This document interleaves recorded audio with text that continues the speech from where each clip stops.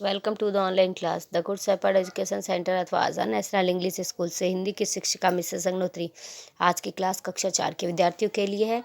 आज हम हिंदी प्रथम प्रश्न पत्र से पाठ 10 का अध्ययन करेंगे, जिसका नाम है कैलाश मानसरोवर की यात्रा। यह पाठ एक यात्रा से संबंधित है। चलिए अब हम इसको पढ़ते हैं। अनुभव ने अपने प्रिय मित्र कर्ण को पत्र लिखा है जब वो मानसरोवर यात्रा के लिए गया था। चलिए अब हम इस पत्र को पढ़ते हैं। प्रिय मित्र कर्ण, आशा है कि तुम स्वस्थ एवं प्रसन्न होगे। तुम्हें ज्ञात ही है कि मैं यात्री दल के साथ कैलाश मानसरोवर की यात्रा के लिए गया था। 10 अगस्त को हमारा दल यात्रा संपन्न करके लौट आया। इस यात्रा में मुझे अनेक प्रकार के अनुभव प्राप्त हुए हैं। जहाँ प्रकृति की अद्भुत रमणीयता का परिचय प्राप्त हुआ, वहीं पहाड़ी जीवन पद्धति का भी ज्ञान हुआ। साथ ही तिब्बती जीवन के बारे में भी मेरा ज्ञान बढ़ा। इस पत्र द्वारा मैं तुम्हें उस प्रकृति छटा की झांकी दिखाना चाहता हूँ जो मेरे हृदय में समाई हुई है। यानी कि अनुभव जब कैलाश मानसरोवर की यात्रा करके 10 अक्टूबर को वापस आया तो उसने अपने प्रिय मित्र कर्ण को पत्र लिखा और कहा कि मैं कैलाश मानसरोवर की यात्रा के लिए गया था। उसमें बहुत से ऊंची ऊंची पहाड़ियों को मैंने देखा, अद्भुत रमणीय दृश्यों को देखा और मुझे तिब्बती के जीवन के बारे में ज्ञान हुआ।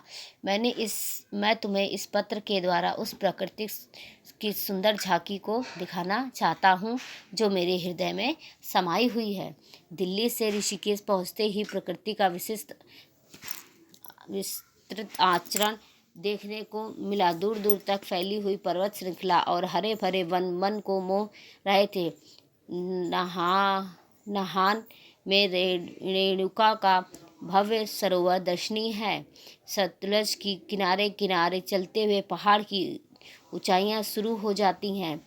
यानी कि दिल्ली से ऋषिकेश पहुंचते ही प्रकृति का सुंदर सुंदर विशाल आंचल देखने को मिलता है और उसकी दूर दूर तक फैली पर्वतों की श्रृंखलाएं हरे भरे मनमोह रहे हैं। और नहान में रेणुका जैसे भव्य मानसरोवर का दर्शन भी मैंने किया। सतलज नदी के किनारे छोटी छोटी पहाड़ियों की ऊंचाई चलते हुए पहाड़ की ऊंचाइयां शुरू हो जाती है। धीरे धीरे चढ़ाई विकट रूप धारण कर लेती है। जो जो ऊंचाई बढ़ती जाती है त्यों त्यों हरियाली लुप्त हो जाती है, क्योंकि ऊंचे पहाड़ों पर वृक्षों और वनस्पतियों का अभाव होता है। यानी कि जैसे जैसे हम ऊंचाई की तरफ बढ़ते हैं वैसे वैसे हरियालियां समाप्त हो जाती हैं, क्योंकि ऊंचे ऊंचे पहाड़ियों पर और वृक्षों और वनस्पतियों का अभाव रहता है। मानसरोवर और उसके आसपास की प्राकृतिक छटा तो बहुत ही निराली है। बर्फ पड़ने पर सरोवर का पानी और सारे पर्वत शिखर सफ़ेद चादर ओढ़े हुए से प्रतीत होते हैं। शीत का प्रकोप असह्य हो जाता है, फिर भी दृश्य आनंददायक होता है। अन्य अनुभव के बारे में फिर लिखूंगा। यानी कि अनुभव ने अपने प्रिय मित्र को मानसरोवर जैसी सुंदर प्राकृतिक छटा के बारे में पत्र में लिखा। उसने कहा, यह प्राकृतिक छटा देखने में बहुत ही निराली होती है और जैसे जैसे बर्फ़ पड़ने लगती है वैसे वैसे नदियों का पानी सफ़ेद